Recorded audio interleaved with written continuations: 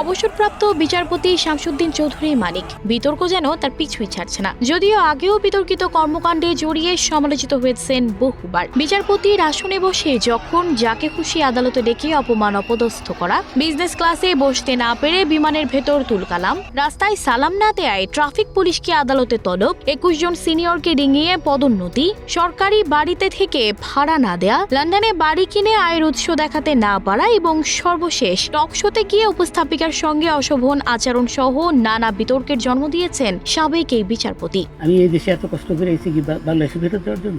শামসুদ্দিন চৌধুরী মানিক 2003 সালে গাড়িতে চড়ে যাওয়ার সময় রাস্তায় সালাম না দেয়ায় ট্রাফিক পুলিশ কর্মকর্তাদের বিরুদ্ধে আদালত অবমাননার অভিযোগ তোলেন। সে সময় বাংলাদেশ পুলিশের তৎকালীন মহাপরিদর্শক বলেছিলেন যে ট্রাফিক পুলিশ কাউকে অভিবাদন জানাতে বাধ্য নয়। পরে বিচারপতি এম এ মতিন ও বিচারপতি সৈয়দ রেফাত আহমেদের সমন্বয়ে গঠিত হাইকোর্ট বেঞ্চ আইজিপির বিরুদ্ধে আদালত অবমাননার রুল জারি করেন। এতে তিনি আইজিপি পদে থাকার যোগ্যতা হারান। পরে রাষ্ট্রপতির মাধ্যমে ক্ষমা পেয়ে তখন আইজিপি তার পদ ফিরে পান।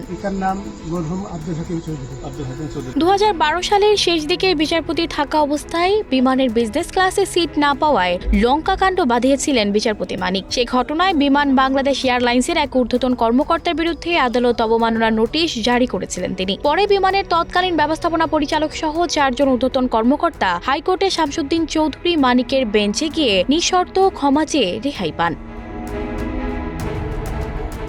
2012 সালে শামসুদ্দিন মানিক লন্ডনে 3টি বাড়ি ক্রয় করে তার আয়ের উৎস দেখাতে পারেননি। এছাড়া লন্ডনে শামসুদ্দিন মানিক ও তার পরিবারের নামে আরও সম্পত্তি আছে বলেও জানা গেছে। সম্প্রতি বৈষম্য বিরোধী ছাত্র আন্দোলন চলাকালে একটি বেসরকারি টেলিভিশনের টকশোতে গিয়ে এক নারী উপস্থাপকের সঙ্গে অশোভন আচরণ করে ফের সমালোচনার মুখে পড়েন মানিক। যদিও পরে নিজেকে অসুস্থ দাবি করে সেই উপস্থাপিকার কাছে ক্ষমা চেয়েছিলেন। রাবিশ কথা বলবেন না। আমি কিচ্ছু রাবিশ বলছি না। অবশ্যই রাবিশ কথা বলছেন। অবশ্যই রাবিশ কথা বলছেন আপনি ওদের পক্ষে হয়ে কথা বলছেন। এছাড়া শামসুদ্দিন মানিকের বিরুদ্ধে সরকারি বাড়ি ভাড়া পরিশোধ না করার অভিযোগ রয়েছে। দুদকের নোটিশে বলা হয়, অবসরে যাওয়ার পর 1 বছরের বেশি সময় রাজধানীর গুলশানে একটি সরকারি বাড়ি দখলে রেখেছিলেন তিনি। পরে 2017 সালে তিনি বাড়িটি ছাড়লেও বাড়ি ভাড়া, গ্যাস ও পানি বিল বাবদ সরকারের পাওনা 14,19,200 টাকা এখনো পরিশোধ করতে পারেননি তিনি। এসব তথ্য তুলে ধরে একটি প্রতিবেদনও প্রকাশ করেছে দৈনিক কালবেলা। ডেস্ক রিপোর্ট, প্রবাস খবর।